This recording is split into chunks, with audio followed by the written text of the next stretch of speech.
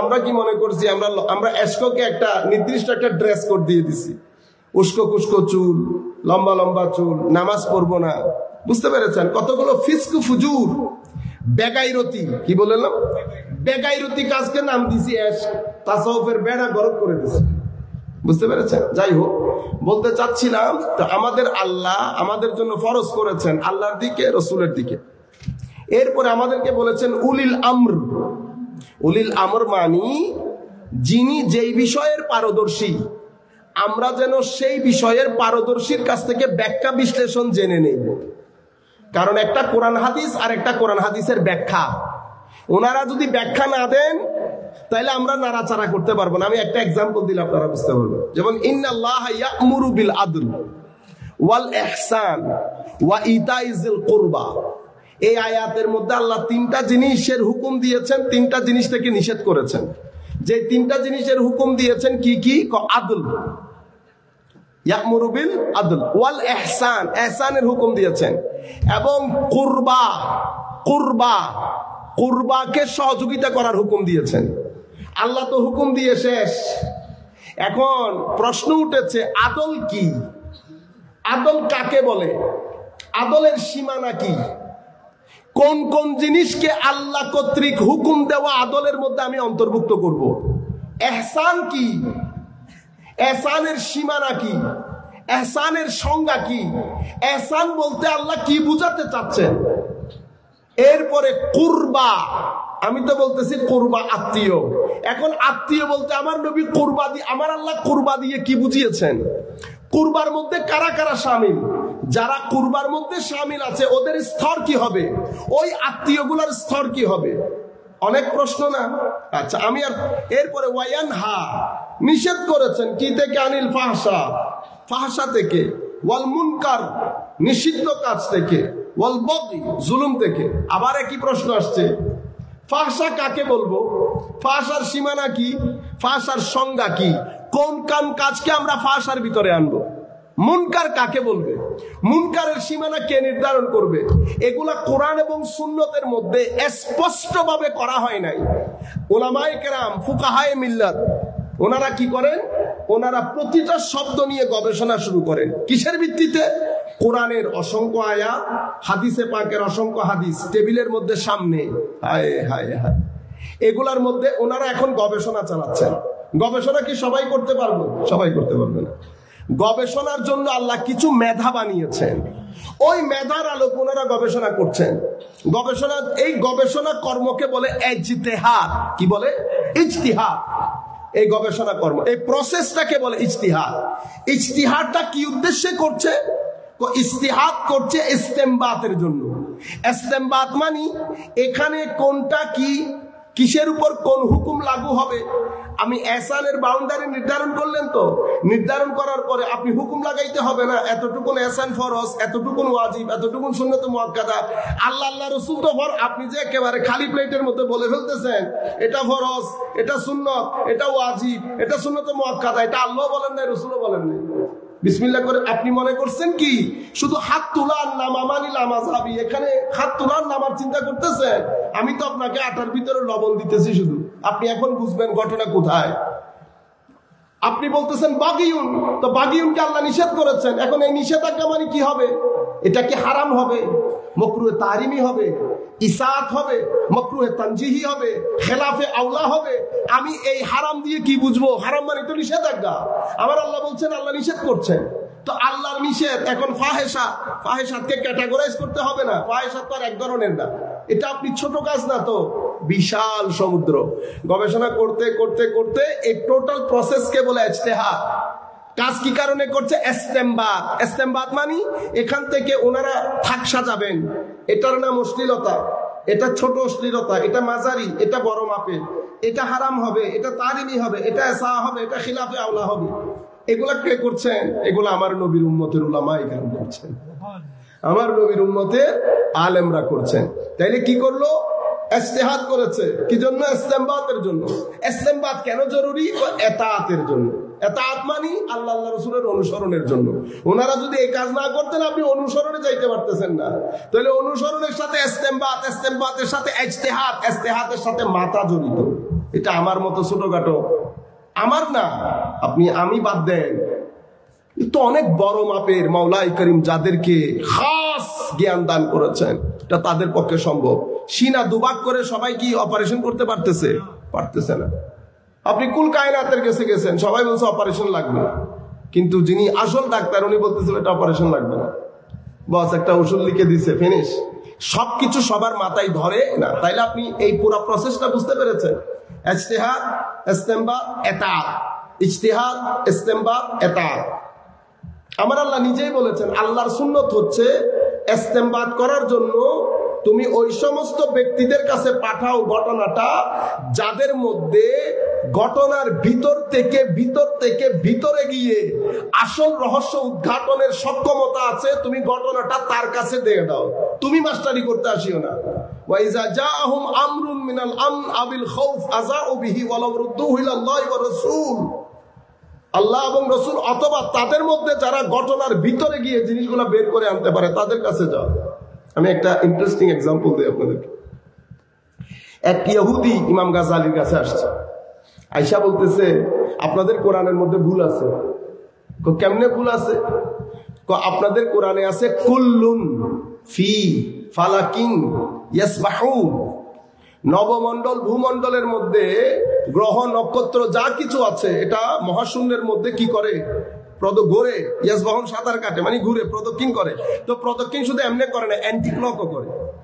তো এখন ইহুদির বাচ্চা এসে বলতেছে আপনাদের কোরআনে আছে শুধু এমনি ঘুরে, উল্টা কোরআনের কথা তো কোরআনে নাই। বুঝছেন না? মানুষের প্রশ্নেরও কোনো শেষ নাই। ইমাম গাজ্জালি রহমতুল্লাহ আলাইহি বলছেন পুরা দুনিয়ার মেধা যদি একসাথে করেন এই উত্তর দিতে পারতেন না। এটা হুজ্জাতুল ইসলাম পেরেছে। উনি বলতেছেন বেটা তুমি বুঝো নাই কোরআন, তুমি ঘরে চলে যাও, আয়াতটা লিখবা, লেখে তুমি ডান দিক থেকেও পড়ে দেখবা, বাম দিক থেকেও পড়ে দেখবা। ডান দিক থেকেও পড়লো কুল্লুন ফি ফালাকিন, বাম দিক থেকেও পড়লো কুল্লুন ফি ফালাকিন। কেমনে? ইয়াসবাহুন তো প্রদক্ষিণ করে, এটা তো দুই দিকেই এক। তো আসল ব্যাপার হচ্ছে কুল্লুন ফি ফালাকিন। আমি আপনাদেরকে দেখাই, কুল্লুন ফি ফালাকিন, ফালাকিনের মধ্যে অক্ষর তিনটা না, ফা লা কাম, ফা লা কাফ। এখন উল্টা যান, কাফ লাম, কুল্লুন, ফালাকিনের ফা আছে না, তো কুল্লুন ফি হয়ে গেছে না, কুল্লুন ফি, কুল্লুন ফি। ফালাকিন এসে গেছে তো আবার, কারণ মাঝখানের অক্ষরটা কি? ফি। প্রথম অক্ষর হচ্ছে কাফ লাম, তো ফা কে যদি অ্যান্টি ক্লক করেন ফা লাম কাফ হয়ে গেল না? আপনারা বাসায় গিয়ে কুল্লুন ফি ফালাকিন লিখে এদিক থেকেও পড়বেন কুল্লুন ফি ফালাকিন, এদিক থেকেও পড়লো কুল্লুন ফি ফালাকিন। এটা আল্লাহর খাস দান। এটা আমি আপনি উল্টা লটকে গেল কাজ হবে না। আমরা আয়াত পড়তে পড়তে টায়ার্ড হয়ে গেছি না? ওয়াইজা আল্লাহ যখন আপনার নির্দিষ্ট টাইম আসবে, সাআতান লা ইস্তাখিরুনা ওয়ালা ইস্তাকদিমুন, এক সেকেন্ড ইদারা হবে না, এক সেকেন্ড ইদারা হবে না। এটা সূরা সফের আয়াত বলে। এরপরে সূরা তাগাবুন, উলামায়ে কেরাম বলতেছেন এই সূরার আলোকে আমার নবী 63 বছর পরে দুনিয়া থেকে চলে যাবে, অথচ এখানে 63 বছরের কোনো কথা নাই। আয়াতের মধ্যে আসতেছে এটা তো সাধারণ মানুষ, মৃত্যুর কথা বলা হচ্ছে যে মৃত্যুর ক্ষণ যখন চলে আসবে এক সেকেন্ড আগ পর হবে না, ওই সময় আপনি মারা যাবেন, আপনি যাই করেন। কিন্তু এখানে তো আল্লাহ রাসূলের কথা উল্লেখ নাই। কিন্তু উলামায়ে কেরাম যাদেরকে আল্লাহ মাথা দিয়েছেন তারা বলতেছে এটা কোরআনের এই সূরার মধ্যে 63টা আয়াত। কয়টা আয়াত? 63। তাহলে আমার নবীর 63 বছর। পরের সূরার নাম তাগাবুন। তাগাবুন মানে না হয়ে যাওয়া, অস্তিত্ব থেকে অনস্তিত্বে চলে যাওয়া, হা থেকে না হওয়া। এই এতটুকুনের মধ্যে উলামায়ে কেরাম বলছেন এটা আমার নবীর 63 বছরের পরে এন্তেকাল হয়ে যাবেন, এটার স্পষ্ট দলিল। ইজা জা নাসরুল্লাহ অবতীর্ণ হলো, বুজুর্গ সাহাবায়ে কেরাম বসা, আব্দুল্লাহ ইবনে আব্বাস রাদিয়াল্লাহু তাআলা এখনো মাত্র, বুঝছেন না, বাচ্চা ছেলে।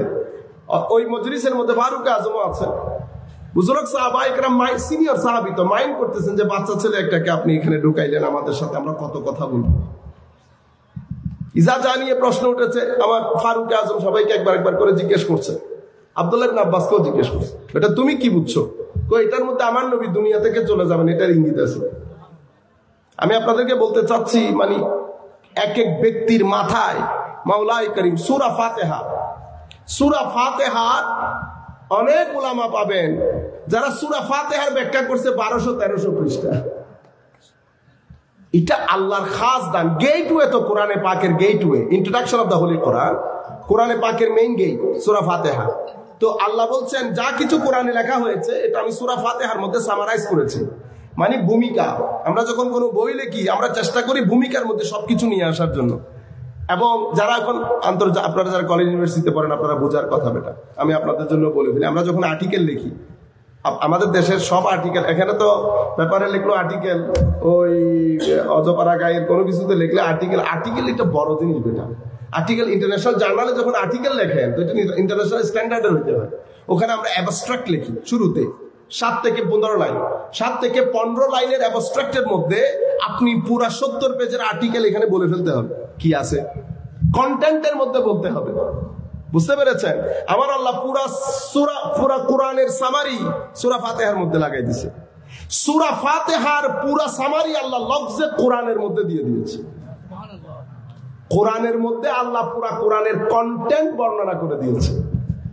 স্বাভাবিকভাবে এটা আপনারা প্রশ্ন করবেন নিজেকে নিজে, শুধু পড়ে সাইলেন্ট হয়ে গেলে তো হবে না। আপনাদের মধ্যে প্রশ্নের ভিন্নতা যত বাড়বে তো উলামায়ে কেরামের প্রশ্নের উত্তর দেওয়ার মাধ্যমে একটা নতুন যুগের সূচনা হবে। যেগুলা জ্ঞানের দরজা খোলার, এগুলা জ্ঞানের দরজা খুলবে। আপনি কখনো মনে করবেন না এক ব্যাখ্যা, ওই ব্যাখ্যায় দুনিয়া শেষ না, ব্যাখ্যায় দুনিয়া শেষ না। এটা তো কোরআনের ব্যাখ্যা কিয়ামত পর্যন্ত কোটি মুফাসসিরও যদি দেয়, এটা কোরআনের ব্যাখ্যার ওই হয় না আটলান্টিক মহাসাগরের আস্তে করে একটা ঢেউ, এটা এতটুকু মনে করে, এটা এত আজিমুশান কোরআন। আমি একদম আলিয়ে যে আমার এই প্রশ্নগুলো মাথার মধ্যে খেলতো, যেমন আমি কোরআন, এটা কোরআন কেন, এটা আমাকে বড় ডিস্টার্ব করতো। মানে নাম তো আরো হতে পারে, একটা প্রেস্টিজিয়াস নাম হইতো, সবাই পড়তেছে কোরআন, তো কোরআন কেরাত থেকে, কেরাত মানে পড়া, তো এটা আমি স্যাটিসফাইড না। মানে শুধু পড়ার জন্য এত বড় একটা কিতাবের নাম আপনি কোরআন রেখে দিলেন, এটা তো সুন্দর হচ্ছে না। আপনি বুঝতে পেরেছেন? না জানার মধ্যে অনেক ঝামেলা। আমি বলতে চাচ্ছি প্রশ্নগুলো উঠুক, প্রশ্নগুলো উঠলে উলামায়ে কেরামের যখন উত্তর আসবে তখন আমরাও লাভবান হব। যেমন আল্লাহ রাব্বুল আলামিন এই যে কোরআনের জন্য কোরআন নামটা নির্ধারণ করেছেন, আমার নবীর জন্য মুহাম্মদ নাম নির্ধারণ করেছেন, নিজের জন্য আল্লাহ নির্ধারণ করেছেন, নামাজের জন্য সালাত নির্ধারণ করেছেন। এগুলো প্রত্যেক কিছুর পেছনে একটা বড় সমুদ্র আছে না? আমি সিম্পল আপনাকে বললাম আল্লাহ। আল্লাহ কেন? তো আল্লাহ ইলাহ থেকে, ইলাহ মূল ইলাহ, ইলা মানি আপনার সিজদার, ইবাদতের, উপাসনার একচ্ছত্র মালিক। এখন প্রশ্ন হচ্ছে ইবাদত কি? ইবাদত হচ্ছে আপনার সর্বোচ্চ ভদ্রতা, সর্বোচ্চ সাবমিশন কারো কাছে, এটা ইবাদত। সিজদা কি? সিজদা হচ্ছে আপনার স্রষ্টার প্রতি সর্বোচ্চ আদব দেখাতে গিয়ে আপনার একেবারে অন্তঃকরণে সাবমিশন করে নিজেকে সঁপে দিয়ে আপনার শরীরের সর্বোত্তম অংশ মাথা, সেই মাথার সর্বোত্তম অংশ কপাল, সেই কপালকে মাটির মতো একটা হালকা জিনিসের মধ্যে আপনি রেখে দিলেন আপনার প্রতিপালকের সম্মানার্থে, এটাকে সিজদা বলে, আর ওইটাকে ইবাদত বলে। তো আল্লাহর এই জায়গার মধ্যে, মানে আপনার ওই সিজদার মধ্যে আল্লাহর আল্লাহিয়ত দারুণ করে প্রচারিত এবং কি বলে এটাকে প্রেজেন্টেড হয়। সেই কারণে আমার আল্লাহ অনেক শব্দ থেকে নিজের নিকনেম, জাতি নাম চয়েস করেছেন কোনটা? আল্লাহ। কারণ বান্দা সিজদার মধ্যে দিলে আপনি দেখবেন মানে কুল কায়নাত, তাদের শরীরে সর্বোত্তম অংশ, মাথার সর্বোত্তম অংশটাকে সিম্পল মাটির মধ্যে আপনি রেখে দিয়েছেন। এটা আমার মাওলার দরবারে সবচেয়ে সম্মানের। সেই জন্য এই সম্মান যেখানে করেন সেটাকে সালাত বলে। কি বলে? সালাত। সালাতের অনেক অর্থের মধ্যে একটা অর্থ হচ্ছে তাজিম। একটা অর্থ কি? তাজিম। তাজিম মানে আমরা বলি না সম্মান করা। এখন আমি যদি আপনাকে জিজ্ঞেস করি ভাই সম্মান করা মানে কি, আপনি আর বলতে পারবেন না। সুতরাং কিছু শব্দের অনুবাদের মধ্যে আমরা ফার্দার অনুবাদ করা জরুরি, যাতে আমরা বুঝতে পারি জিনিসটা। এখানে আপনি যদি শব্দটা আরবি থেকে বুঝেন সহজ। তাজিম, আযযামা ইউআযযিমু তাজিম। তাজিম মানে কাউকে বড় করে উপস্থাপন করা। তো সম্মান করা কেন বলা হয়? সম্মান করা বলা হচ্ছে আমি আপনাকে বড় করে উপস্থাপন করছি, আপনার বড়ত্বের বর্ণনা দিচ্ছি। এখন ইন্নাল্লাহা ওয়া মালাইকাতাহু ইউসাল্লুনা আলান নবী, এটার অর্থ কি হবে তাইলে? নিশ্চয়ই আল্লাহ এবং ফেরেশতারা আমার নবীর বড়ত্বের বর্ণনা দেয়। সেই কারণে এই কথাগুলো আরবি গ্রাম, আরবি ডিকশনারির সবচেয়ে বড় বই লিসানুল আরব বলে। লিসানুল আরবের মধ্যে এই সালাত শব্দের মধ্যে এই কথাগুলো ওনারা লিখেছেন। তো সাল্লাহ এটার অর্থ তাজিম। নামাজকে সালাত কেন বলা হয়? নামাজের প্রত্যেকটা রুকন আরকানের মাধ্যমে আল্লাহর বরত্বের বর্ণনা দেওয়া হয়, সেই কারণে সালাতকে সালাত বলে। সালাতের অর্থ তসবিহ আছে, তাহমিদ আছে, ওগুলো তো আপন জায়গায় আছে। সালাতের অর্থ রহমত আছে, সালাতের অর্থ ইস্তেগফার আছে, ওগুলো আপন জায়গায় আছে। আবার তাইলে তো আল্লাহুম্মা সাল্লি আলা মানে কি হবে তাহলে? তো আল্লাহুম্মা সাল্লি আলা মানে হচ্ছে আল্লাহুম্মা আযিম, আল্লাহ আমার নবীর শান এবং মানকে আপনি বড় করেন। বুঝতে পেরেছেন? তো আমি করতেছি না কেন? তো কারণ মওলা আমি তো আপনার হাবিবের শান বড় করতে পারবো, আমি ছোটখাটো মানুষ। যেহেতু আপনি বানিয়েছেন এবং শান নিরালা করেছেন, তো আপনি করলে এটা যথাযথ হবে। আপনারা বুঝতে পেরেছেন? কুরআন আমার আল্লাহর যেমন একটা আসল নাম, আরো 99টা সিফাতি নাম আছে। কোরআনেরও একটা আসল নাম, এটা কোরআন নিকনেম। কোরআনের সিফাতি মানে বৈশিষ্ট্যগত নাম আছে প্রায় 55টা। ইমাম আবুল মাআলি আল বুরহানের মধ্যে এগুলো লিখেছেন। 55টার মধ্যে যেমন আত-তানজিল, আর রাহমা, আর শিফা, খুদা, রহমা, এগুলা সব কোরআনের সিফাতি নাম। বুঝতে পেরেছেন? কিন্তু কোরআনকে কোরআন বলা হচ্ছে কেন? কোরআনকে কোরআন বলা হচ্ছে, উলামায়ে কেরামের মধ্যে গ্রুপ দুইটা। একটা জালালউদ্দিন সুয়ুতি থেকে উপর ইমাম শাফিঈ, ওনারা বলতে চাচ্ছেন কোরআনের কোনো মূল শব্দ নেই, বাস কোরআনই। কিন্তু বেশিরভাগ উলামা ওনারা বলছেন না, কোরআনেরও মূল শব্দ আছে, কারণ প্রত্যেক শব্দের একটা মূল শব্দ আছে। ওই মূল শব্দের অর্থের সাথে ওই শব্দ থেকে যত শব্দ বের হবে, প্রত্যেক শব্দের মধ্যে ওই মূল শব্দের অর্থ থাকবে। যেমন এল মানে জ্ঞান, মুআল্লিম মানে যিনি জ্ঞান দান করেন, মুতাআল্লিম যিনি জ্ঞান গ্রহণ করেন, তালিম জ্ঞান দেওয়া। দেখছেন এখান থেকে যত শব্দ বের হচ্ছে প্রত্যেকের মধ্যে জ্ঞান বিষয়টা আছে। তো ওনারা বলছেন কোরআন এটার মূল শব্দ 4টা। তোর মধ্যে একটা হচ্ছে কারানা, একটা হচ্ছে কারাআ, একটা হচ্ছে কিরাআতুন, একটা হচ্ছে কারাইন। তো আমি শুধু একটা শব্দ বলি যেটা আমাদের মূল বিষয় না আজকে। কারাআ, কোরআন এসেছে কারা শব্দ থেকে। কারা মানে কি? কারা মানে জামা দম্মা, মানে একত্রিত করা। তাইলে কোরআনকে কোরআন বলা হচ্ছে কেন? তো দুই কারণে হয়। কোরআন যেহেতু আমার নবীর উপর 23 বছর অবতীর্ণ হয়েছে, ছড়ানো ছিটানো সব জায়গা থেকে এনে এটাকে একত্রিত করা হয়েছে, যেভাবে আমরা রিজার্ভ ট্যাঙ্কিতে পানি একত্রিত করি।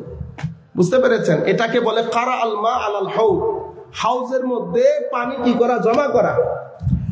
আর হয়তো এই কারণে বলা হয়েছে কারা, যে পৃথিবীর মধ্যে আল্লাহ যা কিছু ইলম হিসেবে বানিয়েছেন সবকিছু আল্লাহ কোরআনের মধ্যে একত্র করেছে। যা কিছু ইলম, যা কিছু হিকমা আল্লাহ কোরআনের মধ্যে একত্রিত করেছেন, বিদায় কারা থেকে এটা কোরআন হয়েছে। এটার উপর কোরআনের আয়াত আছে, তিবিয়ানুল লিকুল্লি শাই কুল্লা শাইইন ফাসসালনাহু তাফসীলা। আমি প্রত্যেক কিছু বিস্তৃতভাবে কোরআনের মধ্যে বর্ণনা দিয়েছি। এই কারণে কোরআনকে কি বলে? কোরআন বলে। তাইলে এখন একটা আইডিয়া হয়েছে না কোরআনের নাম কোরআন কেন? সবকিছু আল্লাহ কোরআনের ভিতরে বর্ণনা দিয়েছে। তো যেহেতু সবকিছু কোরআনের ভিতরে এসেছে, সেই হেতু সবকিছুর জ্ঞান আল্লাহ আমার নবীকেও দান করেছে। কারণ এটা আমার নবী, এই কোরআনকে আমার নবীর কলবের মধ্যে হজম করেছে। সেই কারণে বলা হয় আমার নবীকে আল্লাহ ওয়া আল্লামাকা মা লাম তাকুন তাআলাম ওয়া কানা ফাদলুল্লাহি আলাইকা আযীমা। যাই হোক, আমি যেখান থেকে শুরু করেছি আপনাদের জন্য কথাটা, শরীয়তের মধ্যে চোখ 3টা। একটা তো কোরআন সুন্নাহ হয়ে গেছে, কোরআন এবং আমাদের বেস, ঠিক আছে। কিন্তু আমি যদি মানতে যাই, কোরআন সুন্নাহর মধ্যে হুকুম 2 ধরনের। এক ধরনের হুকুম স্পষ্ট, আরেক ধরনের হুকুম অস্পষ্ট। যেগুলো অস্পষ্ট হুকুম সেগুলোর জন্য আমাদেরকে কার কাছে আসতে হয়? উলামার কাছে আসতে হয়। এরপরে কোরআন সুন্নাহ যখন সামনের দিকে যাবে, নিত্য নতুন প্রশ্ন, নিত্য নতুন চ্যালেঞ্জ, পৃথিবী, আধুনিকতা, বিজ্ঞান, দর্শন, সমাজনীতি, রাষ্ট্রনীতি, সব জায়গা থেকে চ্যালেঞ্জগুলো আসছে। আপনি প্রশ্ন করতেছেন তো হুজুর বর্তমানে যে ফাইন্যান্সিয়াল সিস্টেম, এই ফাইন্যান্সিয়াল সিস্টেমের মধ্যে এই ঘটনা ঘটছে, হুজুর কোরআন হাদিস থেকে উত্তর দেন। তো এটা আমি উত্তর দিতে পারবো? আমি না। এখানে যারা ওয়াজ করতে আসেন তাদের উচিত এগুলা নিয়ে কথা না বলা, এগুলা মুফতিয়ানে কেরামের কাছে ছেড়ে দেওয়া। আমাদের একটা বড় রোগ হচ্ছে আমি জানি না, এই ইজি কথাটা আমরা বলতে পারি না। আমি আচ্ছা ওয়াই না জানি হলি না ইবের মতো সহজ কথা আল্লাহ দুনিয়াতে আছে না? হ্যাঁ কনফন্ডিত হয়েছি ব্যাগি নাই যাইনি বলে কথা আছে না? ভেরি সিম্পলি বলে দেবেন আমি জানি না, বস কাল্লা ফতে। আর মাহফিলের এটা প্রোগ্রাম গুলো তো ফতোয়ার জন্য, ফতোয়া যারা ফতোয়া দিবেন তাদের কাছে পাঠাই দিবেন। যাই হোক, আমরা অধিকার না যায়, আমরা বলতে চাচ্ছিলাম যে তো এই কাজগুলা যখন নিত্য নতুন চ্যালেঞ্জ গুলো আসে, এগুলা ডিল করেন উলামায়ে কেরাম। কিসের ভিত্তিতে? ওই ইজতিহাদ, ইস্তেমবাত, এরপরে আপনার অনুসরণ, অনুকরণ, আনুগত্যের রাস্তা ক্লিয়ার করে দেন। সেই কারণে আমার নবী কি করলেন? এই আমার নবী এই উলামাদেরকে বলেছে এরা আমার ওয়ারিস, এরা আমার ওয়ারিস, এরা আমার এলমের ওয়ারিস। বুঝতে পেরেছেন? এরা কার দায়িত্ব পালন করছেন? নবুয়তি দায়িত্ব পালন করছে। এদের মাকাম কি? নবুয়ত, উলামা, মাঝখানে শুধু এক দরজার ফারাক। উলামার সাথে নবুয়তের মধ্যে মাঝখানে সেই পরিমাণ গুরুত্ব দিয়েছেন আমার নবী সাল্লাল্লাহু আলাইহি ওয়াসাল্লাম। এবং আল্লাহ রাব্বুল আলামিন পবিত্র কোরআনের মধ্যে আলেমদেরকে, আমাদেরকে না, আলেমে রব্বানি, আলেমে রব্বানি কারা? যারা ইশকওয়ালা আলেম, যারা মাওলায়ে রুম হয়েছে। শুধু গাজালি না, হুজ্জাতুল ইসলাম। শুধু গাজালি 32-35 বছর পর্যন্ত পাগল হয়ে গেছে ইমাম গাজালি, এলমের দাপট। শেষে ওই এশকে জ্বালা শুরু হয়েছে।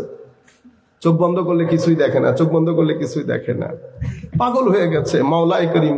কারণ আল্লাযীনা আমানু আশাদ্দু হুব্বাল লিল্লাহ, যাদের ভিতরে ঈমান আছে তারা ঠুটকে আল্লাহকে ইশক করে। সেটা যেহেতু আমার ভিতরে নাই, তাইলে বোঝা যাচ্ছে আমার ঈমানের মধ্যে কোনো না কোনো জায়গায় কমতি আছে। নতুবা ঈমান থাকলে তো ইশক থাকবে, ঈমান থাকলে ইশক থাকবে। বুঝতে পেরেছেন? তাইলে ঈমান আমার ভিতরে আছে কিন্তু ইশক নাই, তাহলে বোঝা যাচ্ছে যেভাবে থাকার কথা সেভাবে নাই। ইমাম গাজালি রহমতুল্লাহি আলাইহি উঠে পড়ে লেগেছে।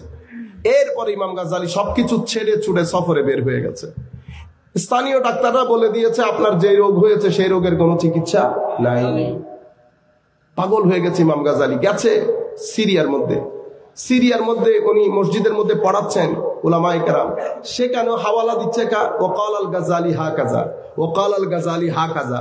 এই মাসআলার মধ্যে ইমাম গাজালি এই কথা বলেছেন, এই মাসআলার মধ্যে গাজালি এই কথা বলেছেন। কেউ তার গাজালিকে চিনতেছে না, গাজালি তো মজলিসে বসা।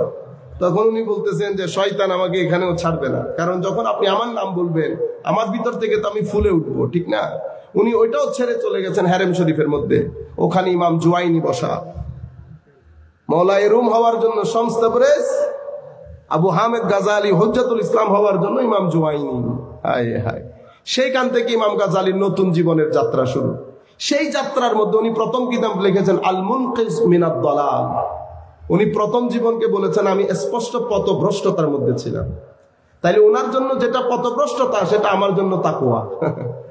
ঠিক আছে? কেউ 33 পেয়েও হাসে, আবার কেউ 85 পেয়েও কাঁদে। আমি আমার চোখের মধ্যে আমি স্পষ্ট দেখতেছি আমার আত্মীয় ভাই বোনদের মধ্যে। বুঝতে পেরেছেন? কেউ 33 পেয়ে ব্যাডমিন্টন খেলে, বুঝছেন না? আবার মিষ্টিও হবার তোমার তো হায়া যায় হত বুঝে 33 হতে মস্কারি ভাই না সারে হতে ফগর তুমি দিয়ে দেন আইনো লইলে তো আগে দিবা গরম দিবে 85 হদি তারা লোভী,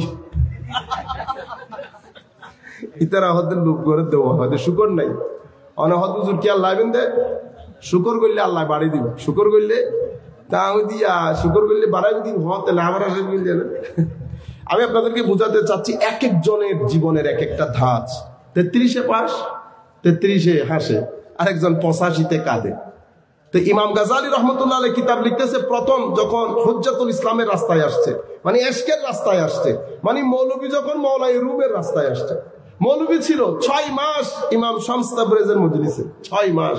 এক সুবতের মধ্যে মাওলায়ে রুম নিজেই উনি বলতেছেন মৌলভী হারগিজ না শুধু মাওলায়ে রুম। মৌলভী কখনো মাওলায়ে রুম হতে পারতো না যদি শামস তাবরেজের সোহবত না থাকতো। তাইলে এখানে অন্ধকার এখানে আলো, এখানে অন্ধকার এখানে আলো, এখানে অহংকার এখানে বিনয়। কিরকম বিনয় চিন্তা করতে পারবেন? মাওলায়ে রুম রাস্তা দিয়ে যাচ্ছেন, ঘরে ঢুকবেন, প্রতিমধ্যে ছোট রাস্তা, কুকুর ঘুমাচ্ছে, আই খোদা আল্লাহর বলি, তাসাব্বুফ, সুফিবাদ, সে কালে কাল বলতেছেন না। উনি দাঁড়ায় আছেন দিব্যি, 30 মিনিট হয়ে যাচ্ছে, 40 মিনিট হয়ে যাচ্ছে, জায়গা থেকে সরতেছেন। পিছনে এক ভদ্রলোক ওনার স্থানীয় এসে বলতে চেষ্টা করতেছিলেন কুকুরটাকে উঠাই দিতে। মাওলাই রুম হাত ধরে ফেলছে, খবরদার কুকুরকে উঠানো যাবে না। কেন? কোন ও ঘুমাচ্ছে, ও একটু রেস্ট করে উঠুক। তাইলে এখন সুফিবাদ কি হলো? সুফিবাদ হচ্ছে স্রষ্টার সৃষ্টির প্রত্যেকটা সৃষ্টির সাথে সদ্ব্যবহার করার নাম সুফিবাদ। আপনি যদি আমাকে একদম সংক্ষিপ্ত ভাষায় বলতে বলেন, একেবারে রুয়ে জমিনের মধ্যে তাসাউফকে যারা সংজ্ঞায়িত করেছেন, আমি যদি এক বাক্যে বলি, যেভাবে আমার শেখ বলেছেন, হুসনুল মুআমালাতি মাআল খালকি ওয়াল খালিক। যখন আল্লাহ এবং আল্লাহর সৃষ্টির সাথে আপনার ডিলিং শুদ্ধ হয়ে যাবে, তো আপনি সুফি। আপনি সুফি কখন? স্রষ্টা এবং সৃষ্টির সাথে। আর আপনি এরপরে ধারাবাহিকভাবে উন্নতির দিকে কখন যাবেন? স্রষ্টা এবং সৃষ্টির আদব যখন আপনি অসাধারণভাবে করবেন, তাদের কোনো বংশ পরিচয়, কোনো প্রফেশন, কোনো টাকা পয়সার কারণে না, শুধু মানুষকে মানুষ হিসেবে যখন গুরুত্ব দেওয়া শুরু করবেন, তা তার মানে হচ্ছে আপনি সুফি হিসেবে উপরের দিকে যাচ্ছেন। আপনারা তখনকার যুগে যারা তাসাউফকে সংজ্ঞায়িত করেছে, তারা দুইভাবে সংজ্ঞায়িত করেছে। আপনি যদি আমাকে বলেন, হুজুর আমি এত সংজ্ঞাতে যেতে পারবো না, আপনি আমাকে 1-2টা সংজ্ঞাতে বুঝিয়ে বলেন। তো তাসাউফকে যারা এখন আমরা ওনাদের, আপনি যদি বলেন হুজুর ওনাদের কথা কেন শুনবো? কারণ আমাদের এখানে উলিল আমর আছে, আল্লাহ, রসুল এবং উলিল আমর। উলিল আমর মানে বিশেষজ্ঞ। তো আমি যদি এটা ফিকা হয়, তো আমি ফিকার বিশেষজ্ঞের কাছে যাইতে হবে। আপনি নতুন মাস্টারি করে উসুল বানাইলে হবে না, ওই উসুল নির্ধারিত উম্মত একমত, এটার বাইরে যাওয়া যাবে না। আপনি যদি এলমে হাদিস, আমি কি এখন নতুন একটা হাদিস বলতে পারবো যে ক্বালা রাসূলুল্লাহ সাল্লাল্লাহু আলাইহি ওয়াসাল্লাম? হুজুর কোন হাদিস? এটা কোনো কিতাবে আসে নাই। তো কিতাব আপনি কেমনে বলতেছেন হাদিস?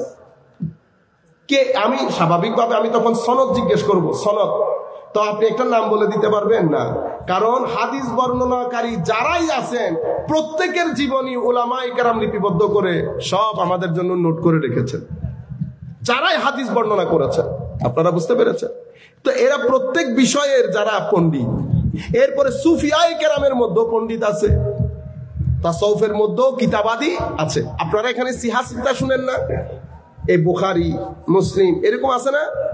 হাদিসের 6টি বিশুদ্ধ গ্রন্থ। আমরা মনে করি কি এটাই না, হাদিসের এটা 6টা কিতাব, কিন্তু হাদিসের গুরুত্বপূর্ণ কিতাব আছে এর পূর্বে, এর পরে। আপনারা বুঝতে পেরেছেন? 3 ধাপে হাদিসের গুরুত্বপূর্ণ কিতাব রচিত হয়েছে। হাদিসের কিতাব এখনো রচনা শুরু হয় নাই, যখন সুফিয়ায়ে কেরাম তাসাউফের কিতাব রচনা করতেছেন। তো যাই হোক, আমরা ওদিকে না, মানে এখানে হাদিসের কিতাব যেমন আছে, এখানে তাসাউফের কিতাবও আছে। তাসাউফের কিতাবগুলো আমি জাস্ট 5-6টা কিতাব আমি লবণ ছিটানোর জন্য আপনাদেরকে বলি। যেমন একেবারে শুরুর দিক থেকে যারা কিতাব লিখেছেন, ইমাম হারেস আল মুহাসিবি লিখেছেন হেদায়াতুল মুস্তারশিদিন। ইমাম হারেস আল মুহাসিবি, ওনার বোধহয় ইন্তেকাল বা জন্ম 160 হিজরিতে। তো 160 হিজরি মানে ওনার পিঠের সাথে তাবেঈনের পিঠ লাগানো, তো অনেক পুরনো না, অনেক আগে। ইমাম আহমদ ইবনে হাম্বল রেখেছে তাসাউফের উপর কিতাবুজ যুহদ ওয়ার রাকায়েক। ইমাম আহমদ ইবনে হাম্বল তো বুঝতে পারতেছেন মাযহাবের ইমাম, অনেক আগের না। ইমাম আহমদ ইবনে হাম্বল ইমাম মুসলিমেরও শেখ, বুখারীর শেখ ইনারা। এরপরে হযরতে ইমাম আব্দুল্লাহ ইবনে মুবারক লিখেছেন কিতাবুজ যুহদ ওয়ার রাকায়েক। ইমাম ওয়াকি ইবনুল জাররাহ ইমামে আজমের জলিলুল কদর ছাত্রদের মধ্যে অন্যতম। তো ওয়াকি ইবনুল জাররাহ ইমামে আজম যদি তাবেঈ হয়, ওয়াকি বিন জাররাহ কি হচ্ছে? তাবেঈ। আপনারা আমি সময়কালটা বোঝার জন্য যে কত গুরুত্বপূর্ণ, সেই সময় তাসাউফের কিতাব রচনা শুরু হয়েছে। এরপরে তাসাউফের বিখ্যাত গ্রন্থের মধ্যে ইমাম কুশাইরির রেসালা, এগুলা কখন রচিত হয়েছে জানেন? এগুলা হুজুর গৌসুল আজমের অনেক আগে। হুজুর গৌসুল আজম আব্দুল কাদের জিলানী রাদিয়াল্লাহু আনহু আরদা, হুজুর অনেক পরে। হুজুর তো 550 হিজরির পরে তো শুরু। ইমাম গাজালিরও প্রায় 20 বছরের ছোট বয়সে হুজুর গৌসুল আজম আব্দুল কাদের জিলানী রাদিয়াল্লাহু তাআলা আনহু। তো এই জন্য ওনাকে ধরা হয় মুতাখিরিন, মানে পরবর্তী যুগে আসা আল্লাহর বলি। আর প্রথম যুগের বলি, প্রথম ব্যাচের মধ্যে তবকা 3টা। প্রথম ব্যাচে বায়জিদ বিস্তামি বলেন, ফুদাইল ইবনে ইয়াজ বলেন, জুন্নুন নাসরি বলেন, সারি সাকাতি বলেন, সাহাল তুস্তারি বলেন, হাবিব আল আজমি বলেন, ওনারা তো একেবারে প্রথম দিককার আল্লাহর বলি। যাদের সাথে তাবেঈনের পিঠ লাগানো। এরপরে পরবর্তী ব্যাচের শুরু, এর পরের পরবর্তী ব্যাচ হচ্ছেন এই যে দাতাগঞ্জে বক্স আলী হুজবেরি। দাতাগঞ্জে বক্স আলী হুজবেরির এন্তেকালের 140 বছর পরে হুজুর গৌসুল আজমের জন্ম। আপনারা বুঝতে পেরেছেন? তাইলে ইমাম কুশাইরিকে উনি দাতাগঞ্জে বক্স আলী হুজবেরিরও শাইখ, তাইলে অনেক আগের না? উনারও আগে ইমাম তুসি। তাহলে ইমাম তুসি লুমা লিখেছেন, আল লুমা। এরপরে ইমাম কুশাইরির আর রেসালা, এগুলা হচ্ছে তাসাউফের বিখ্যাত কিতাব, মারজা বলা হয় এগুলাকে, মানে উসুলি কিতাব। এরপরে ধরা হয় কাকে? আওয়ারিফুল মাআরিফ, শেখ শিহাবুদ্দিন সোহরাওয়ার্দীর কিতাব। কুতুল কুলুব, এগুলা হচ্ছে তাসাউফের মূল কিতাব, যেগুলো একেবারে প্রথম যুগে লেখা। এরপরে ইহয়া উলুমিদ্দিন আসে, মানাজিলুস সাইরিন আসে, কাশফুল মাহজুব আসে। এগুলা হচ্ছে হুজুর গৌসুল আজমের অনেক আগে লেখা তাসাউফের মূল কিতাব। তো আপনি যখন তাসাউফের কথা বলবেন, আপনি এই কিতাবগুলা থেকে বাইরে যেতে পারবেন না। নতুন কথা বলবেন, ভণ্ডামি হয়ে যাবে। বুঝতে পেরেছেন? হাদিসের মধ্যে নতুন হাদিস বলবেন, ফাসাদ হবে। তাফসীর ফিকহের মধ্যে আপনি নতুন উসুলের কথা বললো, গন্ডগোল হবে। সুতরাং আপনি যেই হন ওই উসুলের মধ্যে থাকতে হবে। হুজুর গৌসুল আজম আব্দুল কাদের জিলানী রাদিয়াল্লাহু আনহু ওয়া আরদা, আল্লাহ হুজুরের বিন্দু ফয়জাত দিয়ে হলো আমাদের সিনাকে আল্লাহ ধন্য করুন। মাযহাবের ক্ষেত্রে উনি কার অনুসারী ছিলেন? ইমাম আহমদ ইবনে হাম্বলের না। মাযহাবের ক্ষেত্রে নতুন উসুল বানাইছেন, ইচ্ছে করলে বানাইতে পারতেন, কারণ সেই ধরনের ক্যাপাসিটি ওয়ালা মুজতাহিদ আলেমদের মধ্যে ছিলেন, কিন্তু বানান নাই। ওই উসুল ঐক্যমত্য যেটা, সেটার উপরে চালিয়েছেন। আমি আপনাদেরকে বুঝাতে চাচ্ছি নতুন কথা বলা যাবে না। তাইলে সেই যুগে যখন তাসাউফের সংজ্ঞা দেওয়া হয়েছে, আমি 2-3টা সংজ্ঞা আপনাদেরকে বলি। তাসাউফ কাকে বলে? সুলাহায়ে কেরাম বলছে তাসাউফ হচ্ছে কুল্লুহু আদব, মানে তাসাউফ নিরেট আদবের নাম। যার ভিতরে আদব যত বেশি, সে তত বড় সুফি। নাম্বার 1। তাসাউফ জিনিসটা কি? এটা একটা জ্ঞান, যেই জ্ঞানের মাধ্যমে মানুষ জানতে পারে নিজের চরিত্রের, নিজের নফসের পরিশোধন কিভাবে করতে হয়। নফসের পরিশোধন করে, চরিত্রের উন্নতি করে, নিজের ভিতর এবং বাহিরে আল্লাহর রেজামন্দি কি করে অর্জিত হয়, এটা নিয়ে যেই জ্ঞান কথা বলে, সেই জ্ঞানকে তাসাউফ বলে। এটা যিনি আমাদেরকে পড়ান তাকে পীর বলে, এটা যিনি পড়তে আসেন তাকে মুরিদ বলে। বুঝতে পেরেছেন? হুয়াল ইলম ইউরাফু বিহি আহওয়ালু তাসকিয়াতিন নুফুস ওয়া তাসফিয়াতিল আখলাক ওয়া তা'মিরিজ যাহিরে লিতা'মিরিজ যাহিরে ওয়াল বাতিন লিনাইলিস সাআদা আল আবাদিয়া। বলে তাসাউফ এটা এমন একটা জ্ঞান, যেই জ্ঞানের মাধ্যমে আপনি জানতে পারেন আপনার নফসকে পরিশুদ্ধ কিভাবে করতে হয়। নফসের পরিশোধন কেন করতে হবে? কারণ নফসের পরিশোধন না করলে তাকওয়া নসিব হয় না। তাকওয়া নসিব না হলে হেদায়েত পাওয়া যায় না। হেদায়েত পাওয়া না গেলে আল্লাহর রেজামন্দি অর্জন হয় না। তাইলে আমার টার্গেট হচ্ছে রেজা ইলাহি, আল্লাহর রেজামন্দি। আল্লাহর রেজামন্দির জন্য দরকার তাসকিয়ায়ে নফস, তাসকিয়ায়ে রেজা। আল্লাহর রেজামন্দির জন্য দরকার ইবাদত, ইবাদতের জন্য দরকার নফসের পরিশুদ্ধি। নফসের পরিশুদ্ধি ছাড়া ইবাদত কবুল হয় না, ইবাদত ছাড়া আল্লাহর রেজামন্দি পাওয়া যায় না। তো তাসাউফ কাকে বলে? তাসাউফ আপনাকে শিখায় নফসকে পরিশুদ্ধ কেমনে করে, আখলাককে উন্নত কেমনে করে, জাহেরে বাতিনে আল্লাহর রেজামন্দি কেমনে অর্জন করে। এই জিনিসটা যিনি শিখান ওনাকে পীর বলে, আর যিনি পড়েন তাকে মুরিদ বলে। এখন আপনি যদি বলেন না না না মুরিদ টুরিদ এগুলো আগে ছিল না, কোনো অসুবিধা নাই। ছাত্র বললে অসুবিধা আছে? ছাত্র মারামারি আছে? ও আপনি গ্যারেজে যিনি পড়ান তারে বলে উস্তাদ, যিনি পড়েন তারে বলে শাগরেদ। আপনারা কলেজ ইউনিভার্সিটিতে গেলে যিনি পড়ান শিক্ষক, যিনি পড়েন ছাত্র। মাদ্রাসার মধ্যে যিনি পড়ান হুজুর, যিনি পড়েন তালেবে ইলম, তালেবে। ও ভাই, যেটা গ্রেপ সেটাই আঙ্গুর, আরবির মধ্যে সেটাই ইনাব। এখন আপনি যদি বলেন গ্রেপের লোকে মারামারি আছে, না না, গ্রেপ যেটা, আঙ্গুরও সেটা, এনাবও সেটা, নাম ভিন্ন ভিন্ন, নাম ভিন্ন ভিন্ন। আপনারা বুঝতে পেরেছেন? তো আমার এটাকে 2টা সংজ্ঞা পেলেন, এগুলা হচ্ছে তাসাউফের ইউনিভার্সাল সংজ্ঞা। এখন আমি শুধু আপনাদেরকে ইমাম নববী উনি তাসাউফের সেকাল বলতেছে না, সেকাল তো তাসাউফের সেকাল বুঝাইতেছে। তাকওয়া কি, তাসাউফ কি জিনিস? তাসাউফের উসুল মূল হচ্ছে 5টা। আল্লাহ পাকের মেহেরবানি আমাদের কিতাবটা তৈরি হয়ে গেছে। যদি আল্লাহ তৌফিক দান করেন, এই কাজ প্রোগ্রামের জন্য কাজগুলা করা হয়ে ওঠে না। এই প্রোগ্রাম যদি না থাকতো ইজিলি কাজগুলা হয়ে যেত। 4টা কিতাব আল্লাহ পাকের মেহেরবানিতে তৈরি আছে, কিন্তু এগুলা ফাইনাল ফিনিশিং কোন রকম দিতে পারতেছি না। আল্লাহর দরবারে দোয়া, আল্লাহ যেন আমাকে মৌত না দেয়। 4টা কিতাব যদি আসার আগে মারা যায় তাহলে তো গেছে সব। এতদিনের চেষ্টা, এতদিনের ঘাট ধরে যাওয়া, হাত ধরে যাওয়া, এভাবে লেখা এত সহজ না, তো অনেক কষ্টের কাজ। তো এই তাসাউফের কিতাবটাও রেডি আল্লাহ পাকের মেহেরবানি, আকিদারও কিতাব রেডি আল্লাহ পাকের মেহেরবানি, হাদিসেরও একটা কিতাব রেডি। এটা হাদিসের কিতাবটা আমার বড় লোভের জায়গা। আমরা বর্তমান সময়কে কেন্দ্র করে চ্যাপ্টার গুলো ওভাবে সাজাইছি। এটার নাম দিছি pearls of wisdom, pearls of wisdom. এটা আমি যেহেতু বাইরের দেশেও যাবে সেই হেতু আমি নামটা ওভাবে করেছি। নামটার জন্য আমরা আমাদের অত্যন্ত শ্রদ্ধার হযরত শেখ হাসান মজভান্ডারি কেবলা কাবা ওনার সাথেও পরামর্শ করছিলাম, উনি নামটা অনেক পছন্দ করছেন, পার্লস অফ উইজডম। আপনারা দোয়া করবেন যেন আল্লাহ তৌফিক দান করেন। এখন মনে হয় যেন শয়তান ওয়াসওয়াসা দিতেছে এগুলা না করার জন্য, এই প্রোগ্রাম এই যাই হোক। তো হযরতে আমি এখন আমার ওই কিতাব থেকে বলতেছি কথাগুলো। ইমাম নববী রাহমাতুল্লাহ আলাইহি বলতেছেন তাসাউফের মূল 5টা। কয়টা? 5টা।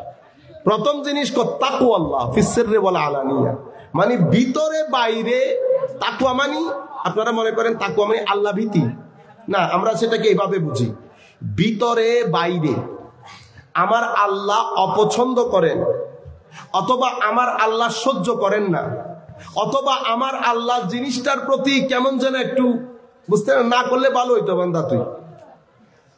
আমার আল্লাহ অপছন্দ করেন এমন প্রত্যেক কথা, কর্ম, খেয়াল, দেয়াল সবকিছু থেকে জাহের বাতেনে নিজেকে দূরে রাখা, নাম্বার 1। নাম্বার 2 হচ্ছে আমার নবী সাল্লাল্লাহু আলাইহি ওয়াসাল্লাম। তো আমার নবীর এখানে 4টা দরজা, আকওয়াল, আফআল, আহওয়াল, আখলাক।